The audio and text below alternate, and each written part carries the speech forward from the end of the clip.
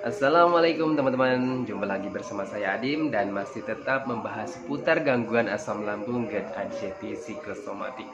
Gimana teman-teman kabarnya? Semoga kabar kalian dengan keadaan yang semakin membaik terlepas dari lingkaran gangguan asam lambung GERD anxiety psikosomatik. Oke, di season kali ini seperti biasa saya akan kembali menjawab pertanyaan teman-teman yang ada di kolom komentar.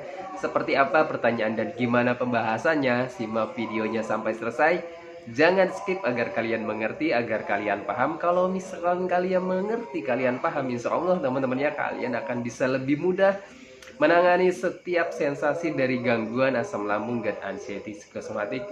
Ya minimal bisa mengurangi rasa cemas kalian, rasa takut kalian terhadap sensasi-sensasi gangguan asam lambung GERD anxiety psikosomatik. Karena untuk gangguan asam lambung GERD anxiety ini sensasinya banyak sekali teman-teman ya, dari ujung kaki sampai ujung rambut ada aja sensasinya.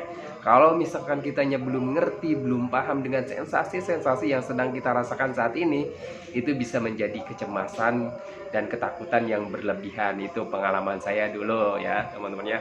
Oke, di season kali ini saya nih mau menjawab pertanyaan teman-teman yang ada di kolom komentar, tapi sebelumnya perlu digarisbawahi dulu teman-teman ya, bahwa saya di sini ini sharing sepengalaman pribadi saya. Saya itu bukan dokter, saya itu bukan ahli herbal, saya itu bukan ahli medis, saya itu bukan juga ahli obat-obatan ya teman-teman ya. Jadi di sini saya sharing sepengalaman pribadi saya saat terkena gangguan asam lambung GERD anxiety psikosomatik dan bisa sembuh total dari gangguan asam lambung GERD anxiety ini teman-teman ya. Nah, jadi di session kali ini dan di setiap video-video saya itu saya sharing sepengalaman pribadi saya. Dan buat teman-teman yang baru bergabung di akun saya dan mau bertanya tentang seputaran gangguan asam lambung GERD anxiety, alangkah lebih baiknya kalian itu simak dulu video-video saya yang terdahulu, karena saya itu sudah banyak sekali upload video tentang seputaran gangguan asam lambung GERD anxiety psikosomatik, agar kaliannya lebih mengerti, lebih paham dengan sensasi-sensasi yang sedang kalian rasakan saat ini gitu teman-temannya.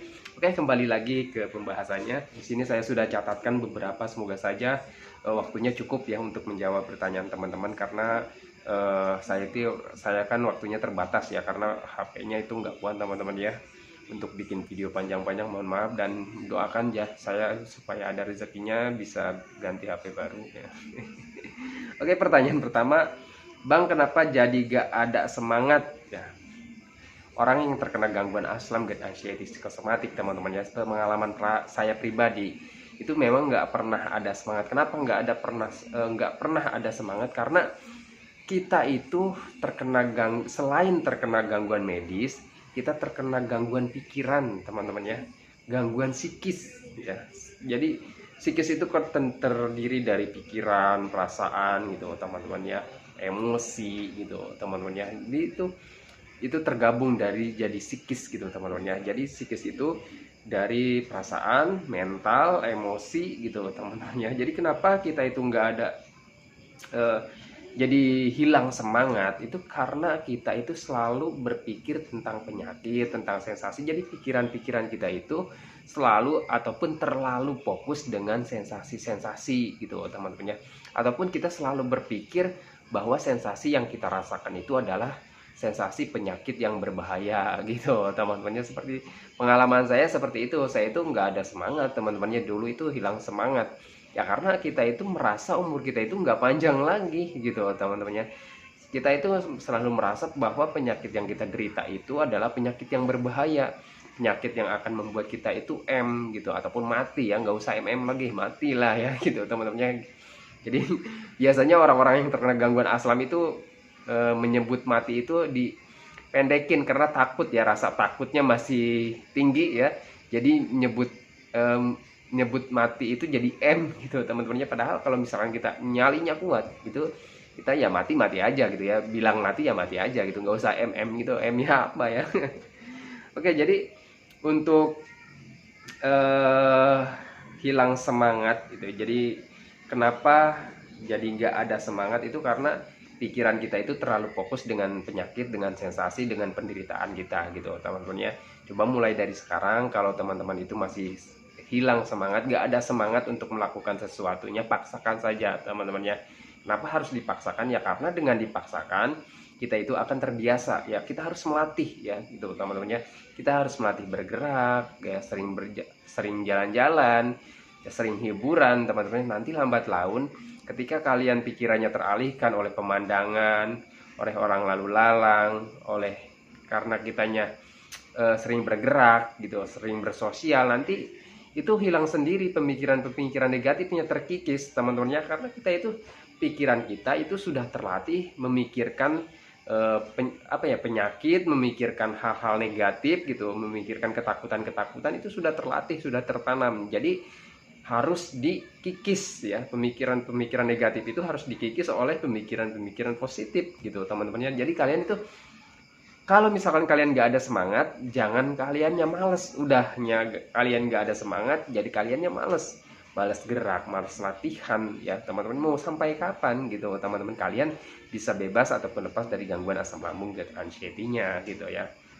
Jadi saya juga dulu seperti itu teman-temannya. Oh iya, setelah saya memahami, oh iya nih saya ini sebenarnya butuh latihan, butuh keluar. Jangan terlalu di dalam ruangan, di dalam rumah.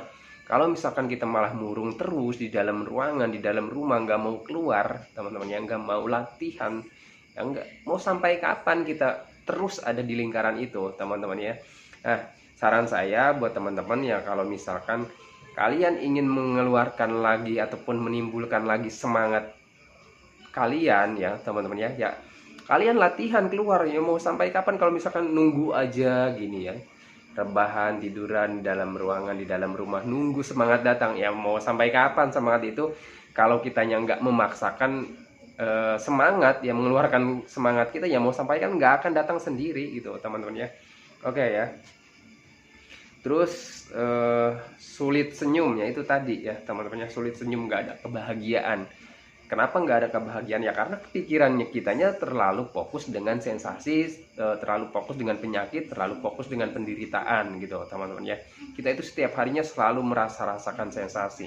Kalau misalkan pikiran kita terus ya teman-teman ya menitik pada satu titik, yaitu tentang penderitaan, tentang penyakit, tentang umur yang nggak panjang gitu teman-teman ya, kalian akan sulit senyum ya. Gimana mau senyum ya teman-temannya? Senyum itu lahirnya dari kebahagiaan. Kita gimana mau ada kebahagiaan kalau kaliannya selalu berpikir tentang negatif gitu teman-temannya. Jadi pengalaman pribadi saya awal-awal itu teman-temannya melatih pikiran, melatih fisik itu cuma jalan-jalan di luar rumah teman-temannya, nggak keluar, di teras ya teman-temannya, di teras bolak-balik sekitar ada 3 minggu kalau nggak salah teman-teman, kurang lebih 1 bulan lah ya, saya latihannya di teras aja terus ya.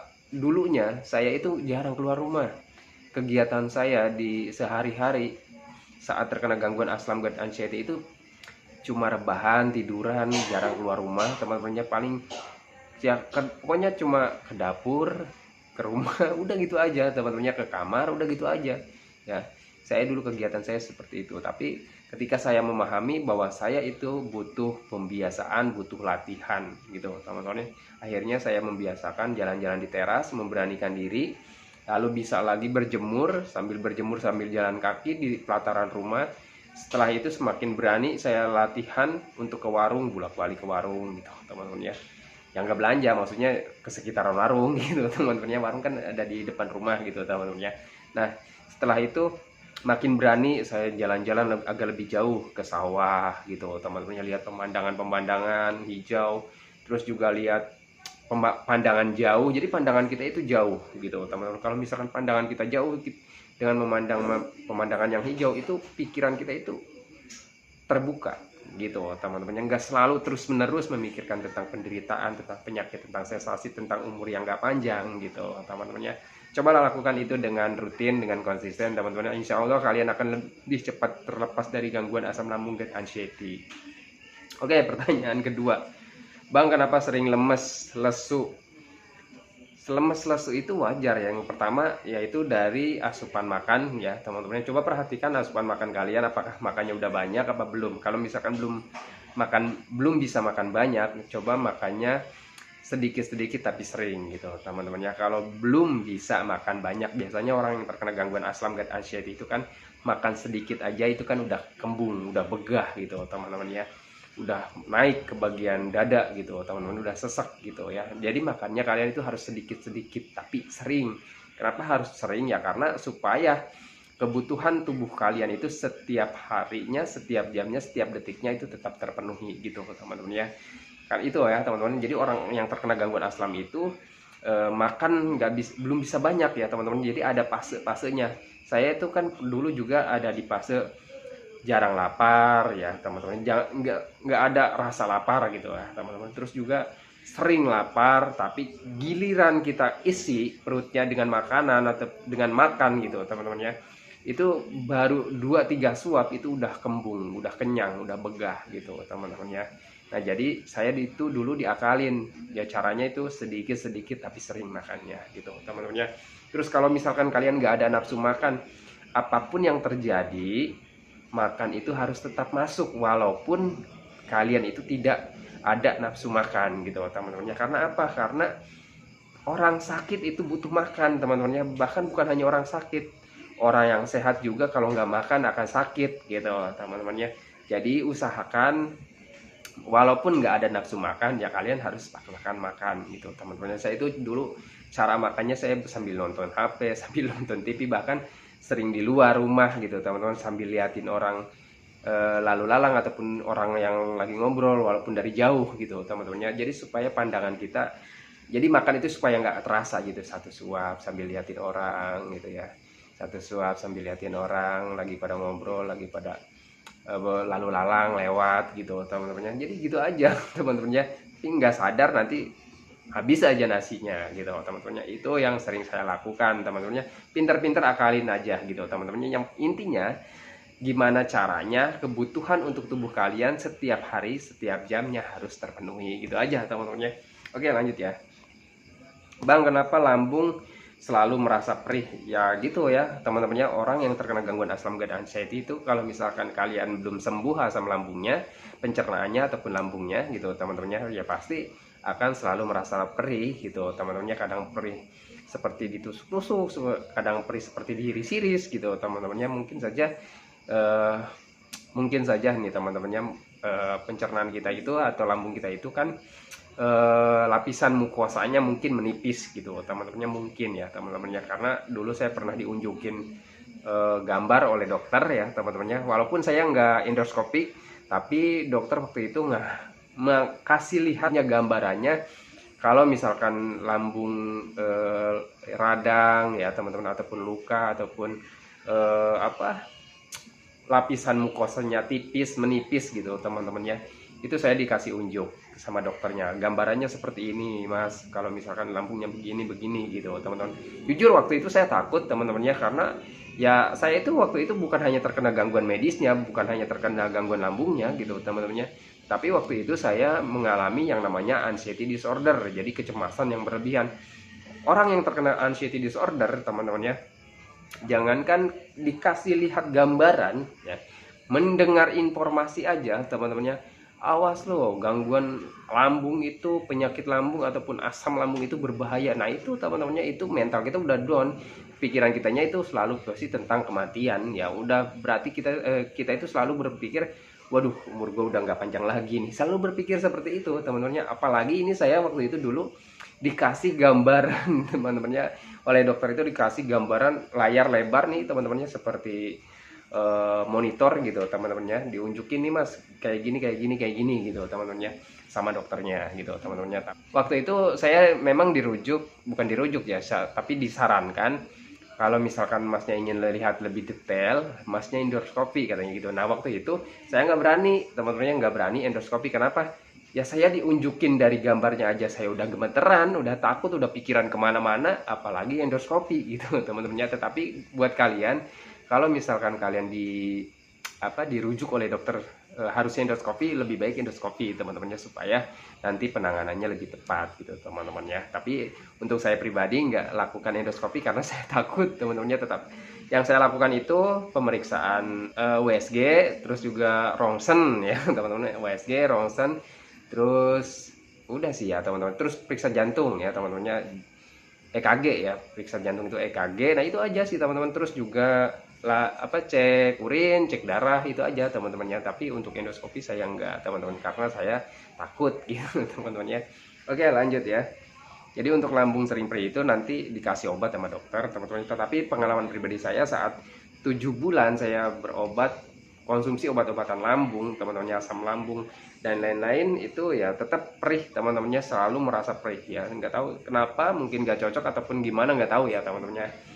Nah, saking lamanya kelamaannya saya konsumsi obat tapi nggak ada pembaikan yang signifikan, akhirnya saya waktu itu berhenti berobat teman-temannya, karena udah 7 bulan, udah kelamaan teman-temannya. Dan menurut saya tuh nggak bagus kalau misalkan kita terus-terusan konsumsi obat gitu teman-teman, buat kesehatan yang lainnya, karena organ tubuh kita itu banyak, bukan hanya lambung gitu teman-temannya. Gitu menurut saya teman-temannya. Tapi kalian ya kalau misalkan mau berobat itu harus konsultasi dengan dokter dan ya harus ikuti arahan-arahan dokter gitu teman-teman ya. Dan saya juga dulu seperti itu, tapi saya waktu itu disarankan sama dokter itu sebenarnya cuma 2 bulan ya teman-teman ya, 2 bulan untuk berobatnya. Tetapi karena saking penasarannya dan waktu itu belum sembuh juga, pindah rumah sakit lagi, terus berobat lagi 2 bulan, waktu itu nggak sembuh juga, pindah lagi teman-teman ya, pindah rumah sakit lagi. Akhirnya 2 bulan nggak sembuh juga, nah teman-teman pindah lagi rumah sakit lagi. Nah waktu terakhir itu 1 bulan tuh saya direkomendasikan oleh dokternya, dikasih obatnya untuk berobat jalannya itu 1 bulan terakhir tuh teman-temannya. Nah setelah itu udah deh saya nyerah waktu itu teman-temannya, nyerah nggak berobat lagi ya teman-temannya. Jadi berobat seadanya aja, bukan dari pelan-pelan melepas obat kimia gitu teman-temannya, obat-obatan dari dokter.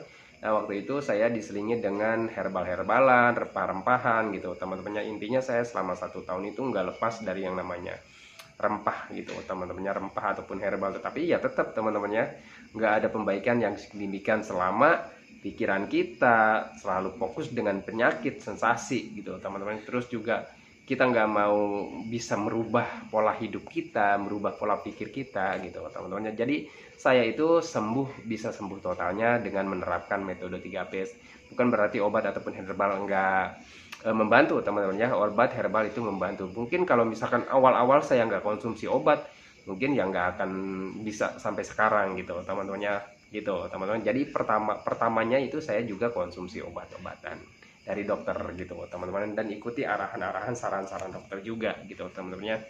Oke, untuk pertanyaan selanjutnya, ini videonya udah panjang teman-teman ya. Pertanyaan selanjutnya, Bang, gimana caranya menaikkan berat badan? Untuk menaikkan berat badan ya teman-teman ya, orang yang terkena gangguan asam lambung GERD anxiety itu kan cenderung ini teman-teman ya, cenderung berat badannya itu cenderung turun, karena ya pertama dari asupan makannya itu kita kurang ya teman-teman. Terus yang keduanya mungkin juga kita itu kan terkena gangguan cerna teman-teman ya. Ya sudah pasti ya kalau misalkan pencernaan kita itu terganggu, error gitu teman-teman ya, itu serapan nutrisi, vitamin, gizi ya untuk tubuh kita itu kan kurang gitu teman-teman ya. Jadi ya gak jadi daging lah istilahnya gitu teman-teman ya. Ataupun kalian itu sekarang masih banyak mantrang ya, masih banyak makanan-makanan yang tidak cocok dikonsumsi ya gitu teman-teman ya. Kalau misalkan kita makan kurang makan ya teman-teman, orang yang terkena gangguan asam GERD anxiety itu kan kurang makan ya teman-teman. Kurang makannya itu ya kita banyak yang dipantang ya, pasti kita kurang asupan gitu teman-teman ya. Wajar ya kalau misalkan berat badan kita itu turun, apalagi nggak naik ya, itu sangat wajar teman-teman ya. Nah terus kalau misalkan teman-teman itu makanya sudah banyak, Bang, saya itu sensasi medisnya sudah mulai hilang, sensasi di bagian lambung sudah nyaman, pencernaan saya itu sudah nyaman, makannya sudah mulai banyak gitu teman-teman, ragamnya juga sudah mulai banyak, tetapi kenapa masih berat badannya itu belum naik juga? Mungkin saja masih ada stresnya teman-temannya, mungkin saja ada efek stresnya. Stres itu teman-temannya, sebanyak apapun kalian makan ya, sudah banyak makanan-makanan yang kalian konsumsi, tapi kalau misalkan stresnya kalian belum terkendali teman-teman ya, itu bisa memperhambat naiknya berat badan, karena energi kalian ya tetap dikuras oleh stres ya teman-teman ya. Jadi stres itu bisa menguras energi kalian dengan cepat ya. Ya sudah pasti teman-temannya berat badan kalian itu sulit naik. Coba kalian tengok teman-teman ya, kalian saudara kalian ataupun tetangga kalian yang ada nggak yang kurus gitu teman-temannya. Orang kurus itu biasanya banyak pikiran teman-teman ya. Nah itu teman-temannya. Jadi kalau untuk berat badan yang sulit naik itu, untuk orang yang terkena gangguan asam dan anxiety itu wajar sebenarnya teman-teman ya. Karena dari pikirannya masih terganggu, dari pencernaannya masih terganggu gitu teman-teman ya. Jadi sabar saja dan konsisten metode 3P. Kalau misalkan kalian sudah makannya sudah mulai banyak, ya perbanyak terus aja makannya dan kelola stresnya gitu teman-teman ya. Jadi berat badan yang turun itu ataupun yang sulit naik itu jangan selalu dipikirkan gitu teman-teman. Jadi supaya tidak ada stres. Jadi kalian itu selalu menimbang ya, selalu menimbang kenapa nih berat badan gak naik-naik, kenapa berat badan gak naik-naik. Nah itu tanpa kalian sadari itu bisa menjadi stres tersendiri gitu teman-teman. Dan sedangkan stres itu bisa menguras energi kalian dengan cepat gitu. Kalian makan banyak tapi nggak naik-naik ya, terus aja dipikirin kenapa makan banyak nggak naik-naik, kenapa makan banyak nggak naik-naik, terus aja dipikirin gitu terus gitu teman-teman ya. Nah itu tanpa kalian sadari ya kalian itu stres gitu teman-teman ya. Oke ya, ini udah panjang banget teman-teman ya. Semoga video ini bisa menjadi patokan teman-teman ya, bisa menjadi motivasi, bisa menjadi pengetahuan aja gitu teman-teman ya, bahwa saya pernah mengalami sensasi-sensasi yang sedang kalian rasakan dan saya bisa sembuh gitu teman-teman ya. Jadikan aja video-video ini menjadi motivasi kalian bahwa kalian juga akan sembuh gitu teman-teman ya. Oke teman-teman, saya akhiri videonya. Sebelum saya akhiri, saya doakan buat teman-teman yang belum membaik dari gangguan asam lambung GERD anxiety, semoga kalian itu cepat membaik, cepat pulih lagi keadaan kalian yang dulu, entah itu emosinya, kebahagiaannya, keceriaannya, canda tawanya, dan hari-hari kalian yang berwarna itu semoga cepat kembali lagi teman-teman ya. Dan jangan lupa doakan juga saya agar saya itu tetap sehat, tetap kuat, tetap ceria, agar tetap bisa menemani kalian yang belum membaik dari gangguan asam lambung GERD anxiety psikosomatik. Oke teman-teman, saya akhiri videonya. Assalamualaikum warahmatullahi wabarakatuh.